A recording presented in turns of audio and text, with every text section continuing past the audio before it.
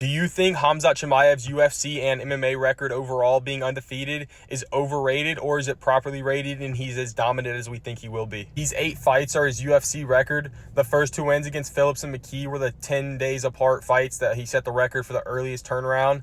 And then after that, he went on a vacation for years when he was sick, injured, and couldn't fight. His next 2 fights against Gerald Meerschaert and Li Jingliang don't age very well. And I think his first real fight where he had any chance of losing was against Gilbert Burns, and it was a close fight. Gilbert Burns had chances, Khamzat had chances, and I think that was a good win. It aged kind of well. Gilbert Burns was elite when that fight happened, and he stayed there for a couple years, but his downfall has kind of started.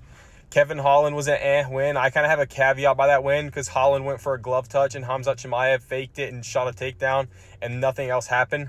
I do think he still would have obviously beat Kevin Holland, but the way he did it was kind of dirty in my opinion. And then his 2 legit wins that are like, yeah, if you're a champion, you got to have some legit wins. Kamaru Usman, but if that fight was 5 rounds, everybody knows that Kamaru Usman's winning that fight. Khamzat was tired. And the absolute dominant win against Robert Whittaker where we're like, yep, he's next for the title and he's most likely going to win. With Khamzat fighting for the title this Saturday, I have 2 opinions on this topic. One, I think his UFC and undefeated record overall is overrated and his competition hasn't matched the amount of hype he gets. But 2, I do think as a prospect and I think the most dominant fighter in the UFC, I think he's a legit fighter. His record doesn't show it, but I think his performances have shown that he is who we think he is, and he will be Dricus du Plessis on Saturday.